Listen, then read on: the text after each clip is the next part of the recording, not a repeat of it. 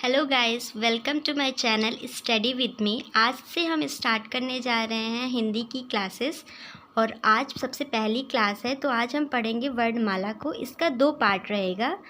आज स्वर पूरा कंप्लीट किया जाएगा और कल व्यंजन पे वीडियो आएगी। तो चलिए स्टार्ट करते हैं। वर्णमाला। वर्णों की माला को वर्णमाला कहा जाता है। अक्षर का अर्थ कभी विनाश ना होने वाला। जिसका कभी विनाश ना हो उसको क्या कहेंगे? अक्षर। जिसका कभी भी विनाश ना हो उसको अक्षर कहते हैं। वर्ण, अगर कोई पूछता है वर्ण क्या होता है तो उसकी परिभाषा होगी भाषा की सबसे छोटी इकाई जिसके खंड नहीं किए जा सकते। भाषा की सबसे छोटी इकाई जिसके कोई खंड नहीं हो सकते उसको वर्ण कहा जाता है। वर्ण के 3 भेद होते हैं, स्वर, व्यंजन और अयोगवा। स्वर अगर देखा जाए तो जो वर्ण स्वतंत्र रूप से बोले जाएं, उसे स्वर कहेंगे। व्यंजन, जो वर्ण स्वरों की सहायता से बोले जाएं, उसको व्यंजन कहेंगे। और अयोगवाह की बात आती है तो ये ना तो स्वर होते हैं ना ही व्यंजन होते हैं। अयोगवाह ना तो स्वर होते हैं ना ही व्यंजन होते हैं। अयोगवाह में सिर्फ 2 आता है, अंग और आहा। जो अंग होता है वो अनुस्वार कहलाता है और जो आहा होता है वो विसर्ग कहलाता है। तो जो वर्ण होता है उसके 3 ही होते हैं, स्वर, व्यंजन, अयोगवाह। स्वर क्या होता है? जो स्वतंत्र रूप से बोले जाएं वो स्वर कहलाता है। व्यंजन की बात करें तो जो वर्ण स्वरों की सहायता से बोले जाएं उसे हम व्यंजन कहेंगे। और अयोगवाह अंग और आहा। अंग को अनुस्वार और आहा को विसर्ग। ये ना तो स्वर होते हैं ना ही व्यंजन होते हैं। फिर आ जाते हैं स्वर पे आ जाते हैं तो स्वर की अगर संख्या की बात करें, इसकी गिनती की बात करें तो 11 स्वर होते हैं। अ आ ई उ री ए ऐ ओ औ। गिनती की बात करते हैं स्वर की तो 11 होते हैं। और स्वर क्या होता है? जो स्वतंत्र रूप से बोले जाए उसी को स्वर कहते हैं। स्वर के प्रकार, अगर स्वर के प्रकार देखे जाएं तो 2 प्रकार के होते हैं। स्वर के 2 प्रकार होते हैं। पहला क्या हो जाएगा? ह्रस्व स्वर और दूसरा दीर्घ स्वर। ह्रस्व स्वर और दीर्घ स्वर। ह्रस्व स्वर की बात करें तो उसकी संख्या अगर देखी जाए तो 4 होती है। और इसकी परिभाषा अगर जानना हो तो जिन स्वरों के उच्चारण में कम से कम समय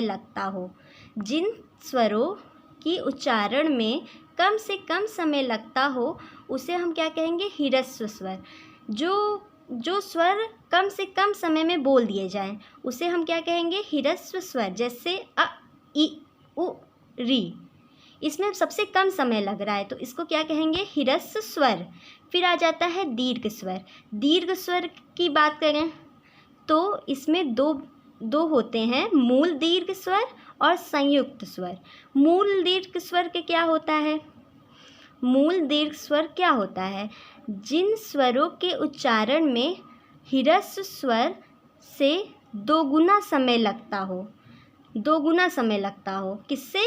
ह्रस्व स्वर से 2 गुना समय लगता हो उसको हम क्या कहेंगे? मूल दीर्घ स्वर। जैसे बड़ा आ, बड़ी ई, बड़ा ऊ, इसमें थोड़ा ज़्यादा समय लग रहा है, 2 गुना समय लग रहा है तो इसको क्या कहेंगे? मूल दीर्घ स्वर। और एक होता है संयुक्त स्वर, जिससे ए ऐ ओ औ। संयुक्त स्वर क्या होता है? 2 स्वरों से मिलकर बने स्वरों को संयुक्त स्वर कहते हैं। 2 स्वरों से मिलकर बने स्वरों को संयुक्त स्वर कहा जाता है। जैसे ए ऐ ओ औ, 2 सब स्वरों से मिलकर ये बनता है तो इसको क्या कहेंगे? संयुक्त स्वर। तो स्वर के भेद अगर देखा जाए तो ये 2 ही होते हैं, दीर्घ स्वर और ह्रस्व स्वर। जो ह्रस्व स्वर होते हैं उसमें कम से कम समय लगता है उच्चारण में, जैसे अ ई उ री। और जो दीर्घ होता है उसमें 2 होते हैं, मूल दीर्घ स्वर और संयुक्त स्वर। मूल दीर्घ स्वर क्या होता है? जिन स्वरों के उच्चारण में ह्रस्व स्वर से 2 गुना समय लगता हो, जैसे आ, ई, ऊ, बड़ा आ, बड़ी ई, बड़ा ऊ, तो इसमें 2 गुना समय लग रहा है, तो इसको क्या कहेंगे? मूल दीर्घ। और संयुक्त स्वर क्या होता है? 2 स्वरों से मिलकर बने स्वरों को संयुक्त स्वर कहते हैं। जो 2 स्वर मिलकर बनता है उसको संयुक्त स्वर कहा जाता है। फिर आ जाइए, जीभ के भाग के आधार पर स्वरों का वर्गीकरण। जीभ के आधार पर स्वरों का वर्गीकरण, तो इसमें अगर देखा जाए तो 3 होते हैं। पहला हो गया अग्र स्वर, मध्य स्वर और फिर तीसरा पश्च स्वर। अग्र स्वर की अगर संख्या देखी जाए तो ये 4 होता है। छोटी ई, बड़ी ई, ए और ए होता है। और मध्य स्वर की बात करें तो अ, छोटा आ मध्य स्वर में गिना जाता है। और पश्च स्वर की बात करें तो बड़ा आ, ऊ, बड़ा ऊ, ओ, औ, तो ये पश्च स्वर में होता है। फिर अग्र स्वर, अगर अग्र स्वर की परिभाषा पूछा जाए तो जो जीभ के अगले हिस्से से बोले जाएं, जो जीभ के अगले हिस्से से बोले जाएं उसे हम कहते हैं अग्र स्वर। और जो जीभ के मध्य हिस्से से बोले जाएं, जो जीभ के मध्य हिस्से से बोले जाएं उसे हम कहेंगे मध्य स्वर। और पश्च स्वर जो जीभ के पिछले हिस्से से बोले जाएं उसे हम कहेंगे पश्च स्वर। जो जीभ के अगले हिस्से से बोले जाएं उसे हम कहेंगे अग्र स्वर। जो जीभ के मध्य हिस्से से बोले जाए उन्हें हम कहेंगे मध्य स्वर। और जो पश्च स्वर होता है जो जीभ के पिछले हिस्से से बोले जाए उसे हम पश्च स्वर कहेंगे। अग्र स्वर को अगर हमें याद करना हो तो सबसे सिंपल ट्रिक है, आप अग्रीय याद कर लीजिए, अग्रीय, और अग्र इसमें से निगलेक्ट कर दीजिए, इसको ख़त्म कर दीजिए। अग्र को ख़त्म कर दीजिए तो क्या बचेगा? ई और ए। तो दोनों ई, छोटी ई, बड़ी ई और ए, तो ए और ए आ जाएगा अग्रीय। अग्रीय से आप याद कर सकते हैं, जैसे अग्रीय है तो अग्रीय में अग्र आप हटा दीजिए, अग्र आप हटा दीजिए, ई बचेगा और ए बचेगा, तो ई और ए, ई और ए, दोनों ई दोनों ए। और मध्य स्वर की बात करें तो आ होता है। और पश्च स्वर की बात करें तो बड़ा आ, छोटा ऊ, बड़ा ऊ, ओ और औ। इसमें 5 होते हैं, इसमें 1 होते हैं और इसमें 4 होते हैं। हो गया जीभ के भाग के आधार पर स्वरों का वर्गीकरण। बस यही 3 होते हैं, अग्र स्वर, मध्य स्वर और पश्च स्वर। जो जीभ के अगले हिस्से से बोले जाएं वो अग्र स्वर, जो जीभ के मध्य हिस्से से बोले जाएं उसे मध्य स्वर, और जो जीभ के पिछले हिस्से से बोले जाएं उसे पश्च स्वर कहेंगे। बस इतना है। आ जाता है मुंह खुलने के आधार पर स्वरों का वर्गीकरण। इसमें 4 होते हैं, संवृत स्वर, अर्धसंवृत स्वर, विवृत स्वर और अर्धविवृत स्वर। संवृत स्वर, अर्धसंवृत स्वर, विवृत स्वर और अर्धविवृत स्वर। संवृत स्वर क्या होता है? संवृत स्वर क्या होता है?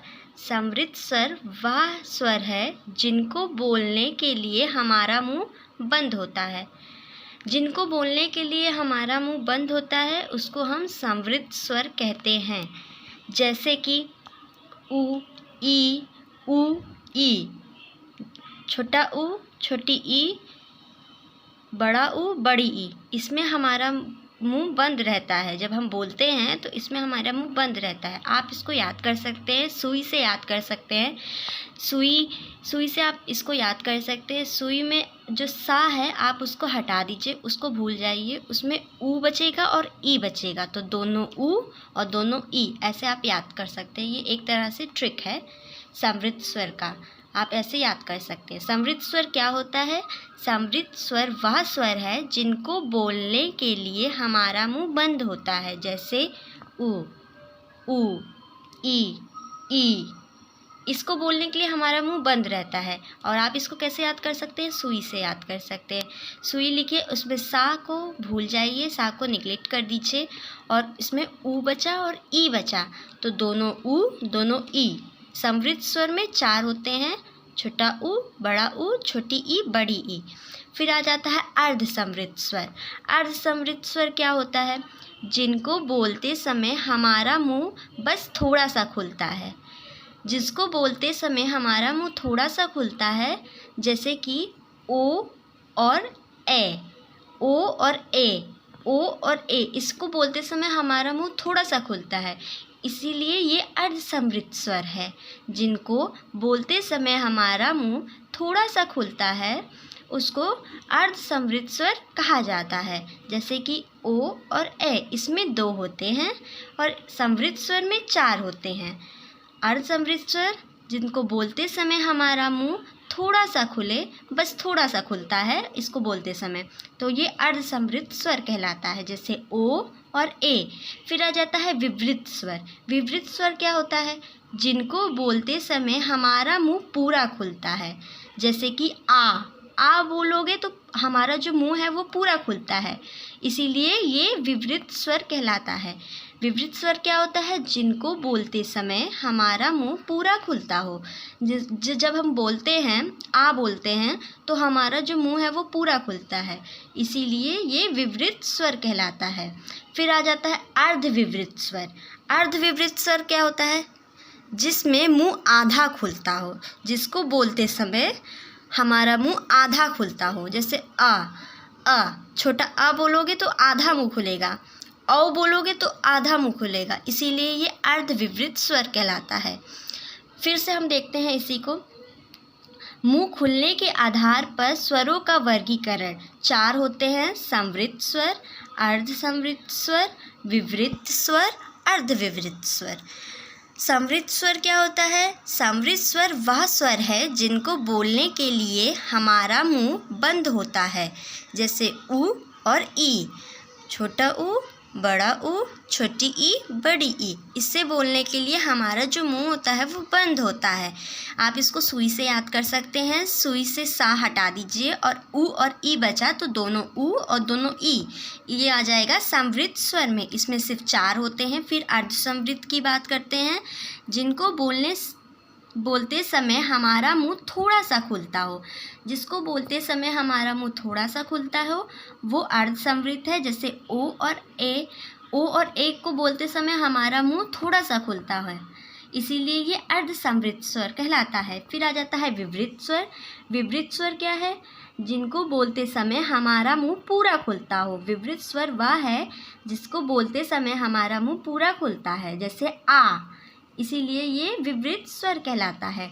फिर अर्ध विवृत स्वर क्या होता है? जिसको बोलते समय हमारा मुंह आधा खुलता हो। जिसको बोलते समय हमारा मुंह आधा खुलता है वही अर्ध विवृत स्वर कहलाता है, जैसे अ और ओ। आ और ओ हमारा मुंह आधा खुला है, इसीलिए ये अर्ध समृद्ध स्वर है। मुंह खुलने के आधार पर स्वरों का वर्गीकरण 4 ही होता है, समृद्ध स्वर, अर्ध समृद्ध स्वर, विवृत स्वर और अर्ध विवृत स्वर। आज की क्लास में आपके लिए बस इतना ही। स्वर हमारा पूरा कंप्लीट हो गया है। अब कल की क्लास में व्यंजन हम पढ़ेंगे। अगर आपको हमारी वीडियो अच्छी लगी है तो लाइक सब्सक्राइब ज़रूर करिएगा और कमेंट करिएगा कि आगे कौन कौन से टॉपिक पे आपको वीडियो चाहिए। Thank you for watching. Bye bye.